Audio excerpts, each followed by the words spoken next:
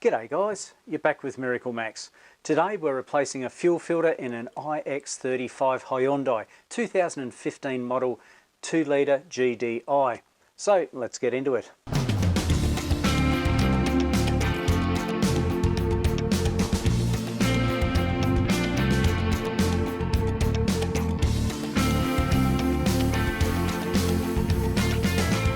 The first thing we need to do is remove the lower half of the back seat.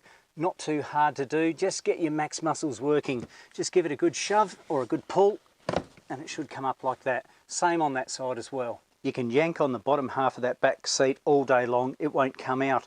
There's one extra bolt that needs to be undone. We need to go into the boot area, or the hatch area, whatever you want to call it, and remove this cover here. Now I shouldn't have to take out any of their gear, but if we go inside and we have a look over here, there is a bolt right there. That's the fella that needs to be undone to slide the bottom section of the seat out of the road, which of course we need to get out to get to our fuel pump or fuel module assembly. So with that bolt now taken out, we should be able to remove the bottom half of the back seat. Like that. We do, however, have one seat belt that's still stuck in place. Now this is a little bit different to our normal seat belt connector. It's got not much, no red button to press or anything. But if you have a look on the side here, there's a little slot. So what you do is you get your seat belt tang, I guess you could say, shove it in that slot. There we go, like that. Hey presto, it's out the road, so now the back seat can come out. You can't really take the back seat out yet because there's some electrical connectors. I'm not sure what they're for, and look, I'm not going to bother because I'm just going to hold the back seat out here, maybe with a hockey strap or something like that, to give me access to the fuel pump module. There you go, I've got the hockey strap in place and I've got plenty of room to do my work. The next task is to clean up any rubbish that's in there because you don't want that going into the module area. We'll put that in the bin. Flip up the lid. Get that out the road. We might have to disconnect this particular connector just to push it back through that thing there, the foam matting or whatever you want to call it. Push that over there. Oh, look at that, the customer's rich. I'll put that aside for them. Just what's left of a $2 coin in some muck. I might have actually cleaned that up for them, I think. It's a bit disgusting. All right, 1, 2, 3, 4. Phillips head screws. That cover should now come off with a bit of effort, I suppose. All right, there we go. There's our fuel pump module assembly. I might actually pull this grommet out just to get a bit more space with this plate. Get that plate right out the road backwards. There we go, nice. Okay, so we have a GDI system here. I believe that this is a return-less system with a single pipe going up to the engine and no return line. There is another hose here, but I believe that's part of the evaporative system. Perhaps it goes off to the carbon canister. I'm not quite sure on that one, but I believe that this is in fact a return-less system with a single hose. So what we need to do next is, of course, clean up some of this mess here. That's no good going into the tank at all, is it? So let's blow that off with a bit of compressed air. The trick to not getting dust through the customer's car is put the rag actually inside that cavity there, like that. And then that way, all the dust, etc. should, in theory, go down instead of up. That's what I'm hoping for at least. So we'll just be gentle with our compressed air to start with, and then we'll see if we can get some more out further down the track.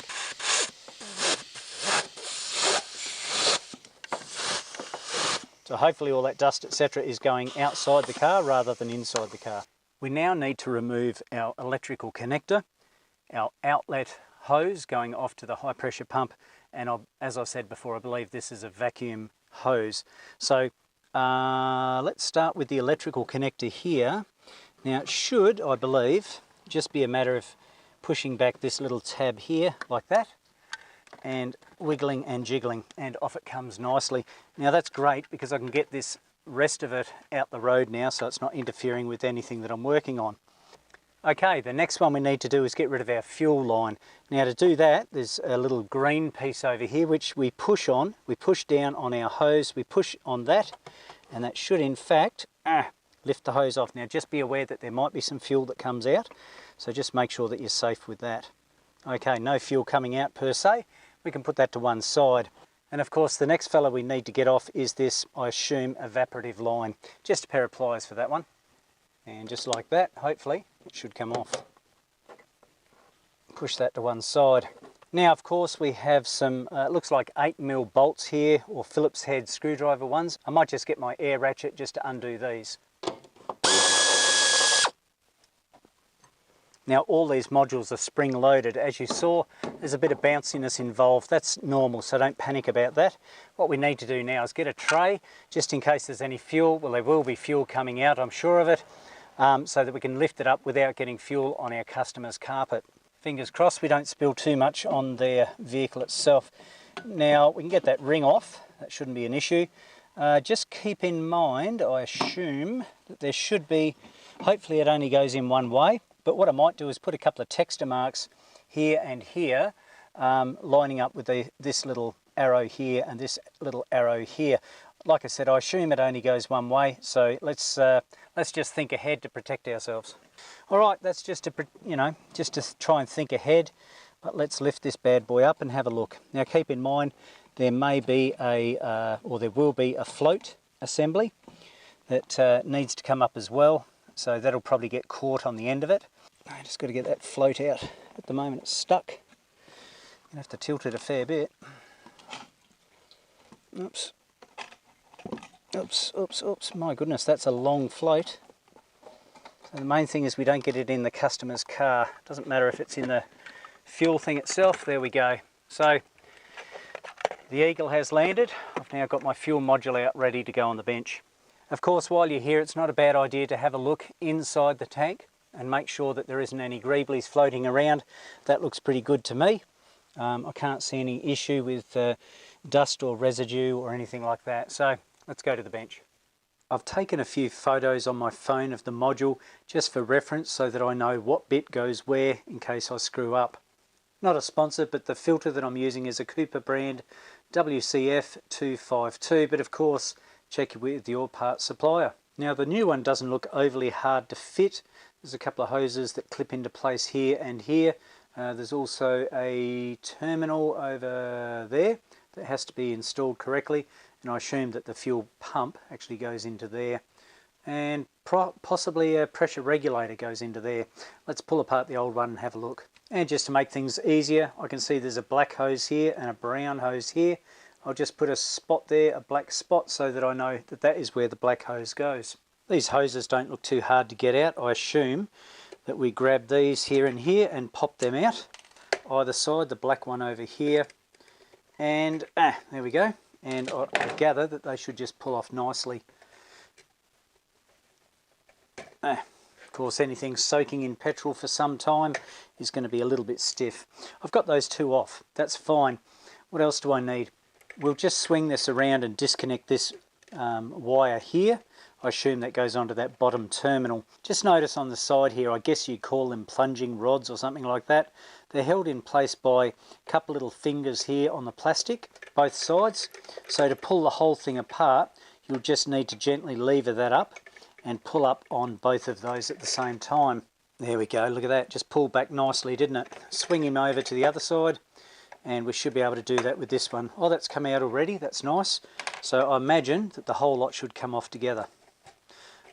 What we might do though is, let's just disconnect this fuel pump connector here, and then that way we should be able to get the top half off totally.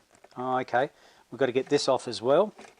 That's going down to our sender unit, so we need to disconnect that as well. So we'll get this top one off too, and that way we should be able to get the whole top completely off.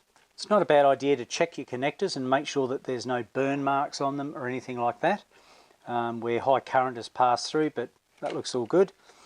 And that's disconnected there. We've got a brown one that goes downstairs, so we might need to disconnect this as well. Like a DOS. Pull this out of the road, put him to one side. Okay, next thing we need to do, obviously, is to get to these little legs on the side here. There's probably just two of them by the looks. Three, in fact. So 1, 2, and 3 over here. Just gently lever them up. Might need a bigger screwdriver, I think. Looks like you need to put some tension on this pulling up while you lever on the side here. Bit of a pain actually.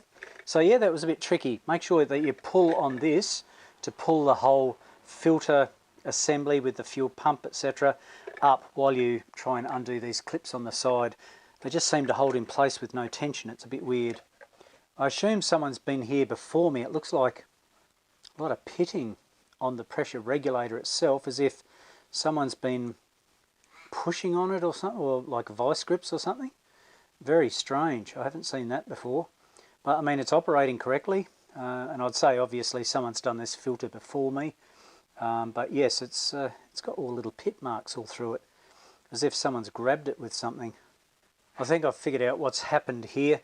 To push the pressure regulator in, I gather they got some vice grips or something to push against here so that this would locate. Now I just got under there and that sort of springs out a little bit like that, and there's another one underneath there. So like I said, I gather they just got vice grips or multi grips or something and pushed on it there. Pressure regulator seems okay, but I was just concerned about these scratches, but I think that's what it is. They've just grabbed some vice grips or something like that to push this in and left scratch marks on there. Now that I've got the two little tabs off here and here, this little plastic piece should move forward. Just be aware it's like a two-stage lock. There's a lock here and a lock here. So when this fella here slides over it, that little gap there, it goes into the white bit. So when you're pulling it out, you've got to do two stages of it to get this little fella off, and of course the pressure regulator. Just something to note that there are no O-rings supplied in the kit, so we'll have to reuse this one. And there's also one hidden that fell out inside here, so make sure you dig that one out and reuse it in the new filter. I've now installed the pressure regulator into the new filter. Wasn't hard. Remember that there's two O-rings that go in there. This fella here comes off next, it just pulls off, but keep in mind that there is an O-ring here that's just fallen on my bench, but make sure that that goes onto your new filter. Just like that. This fella can now go back into place. It just slides in there like that, with a bit of wigglage jigglage of course. That's nice and tight. It's all hard up against the face. Pressure regulator's hard up against the face as well, so it shouldn't be too hard to put that bracket on next, I hope. I can understand why someone used multi-grips on the back of this to try and push this clip over the top and bottom. In the end, I ended up using a socket just over the top of that clip or that plastic assembly, and just gently tap down while I force this back up against it. It is a tight fit, guys. Keep in mind there's two sections to clip into, this white section here and this brown section here, which holds on this pickup. So it's a pig of a thing to get on, but eventually I got it on. Next, the fuel pump itself needs to come out, and you can see that there's two locating tabs, I guess, that need to be pushed in and in. Then the pump assembly can go downstairs. Probably not a bad idea to mark. We can see that there's a positive over this side and a negative over this side, or the brown pipe comes out on this side. Either way, either take a photo or something like that to make sure that you've got it correct. Rather than try and push these brown bits in, which is a natural inclination to do, you push the white bit out, okay? So you just get in here with a screwdriver and just force that out, and in theory that brown section, or the pump itself, should move out of the road. It did on the other side. There it goes. And the new one clipped into place nicely. Once I got this hose through that hole there, pushed it up and made sure that this was correct, and they just clipped in nicely. On the old filter, don't forget this wiring loom. Just push down on that and that should come off. Of course, that fella goes onto our new filter. Making sure that your swirl pot is nice and clean, we can now reassemble it. Don't forget that little O-ring on that pickup either. So that should go into, I believe, that hole right down there. Okay, that fella about there somewhere. As you slide the filter pump assembly back down into the swirl pot, just be aware that you'll need to tip it over and find out what this fella down here is doing. Has that O-ring on it, don't forget, but it does tend to move around. So get underneath here just with a screwdriver and try and level it up as you push it in, and it should clip into place like that. And double check all your work, make sure that all these fellas are clipped securely into place, and then we can go on to our next step. I've just put my fuel connector back into place in my fuel pump there securely, and this bloke can go on next. And don't forget that you need that circlip to hold it into place. It's time for the top bit to go back into place. Make sure that this top O-ring is in good condition. If not, go ahead and replace it. This fella here has to go into that pipe there, and of course these connectors then go back into this terminal block up the top there. Also double check these O-rings in here, these pipes, and make sure that they're in good condition and they haven't fallen out. The reinstallation process is as simple as removing it, all in reverse of course. Just make sure that this surface here is nice and clean. We don't want any dirt to go against our rubber seal here. Of course we need to get our float in, so we've got to do a bit of a wiggle jiggle dance. Put that in like that, tuck it under. A lot easier without all that fuel in the swell pot of course. And need to get that past that there like that. Yep, okay, no probs. And then we can drop him down into place. Now remember how I put some marks on there before, so it goes like that and that. That appears to be going in correct. So I had those little white lines there lining up with this, so that's correct now, and I can put this into place. Of course, if you have a look on the actual locking collar, you can see one here and one over here, which corresponds to these two blokes here. So we just pop that down, hold that into place. That should swing around like that, just like that. We can put all our screws back into place, a simple process of putting it back how it was. I may have misled you before when I did my marking with these fellas here, and I actually put a mark over here. Perhaps I accidentally turned it before I showed you. But either way, make sure that you mark it corresponding there and there. It will switch around. And of course this hose has to go on, and the other fuel line and our electrical connector as well. But not a bad idea to mark it. I accidentally just marked it incorrectly over here, but it's all good. I've just used a screwdriver to tighten these up because I don't want to over tighten them. I did use an air ratchet before to undo them, but tightening them up, make sure you use a screwdriver. Don't forget our fuel line, that should just clip straight down. Our electrical connector goes on next. I'm just going to push that down, give that nice click. I'm going to leave the top off for now because I want to start it, run it, make sure there's no leaks, etc, etc. So yep, time to start it. Now I'm going to turn the ignition off and on several times just to prime the system. I don't know if there's any air in it or not, but it can't hurt to prime it, hey. Okay, let's see if it starts and runs. Just give it some time to make sure that the fuel is going through. If it had any problem with the low pressure pump, it probably would have cut out by now. So the pump's working okay. I can't see any leaks or anything like that, so I'm going to put that down as a win. Reassemble my cover, back seat, just how it was before. I've completed my road test and I'm happy that I have a successful repair.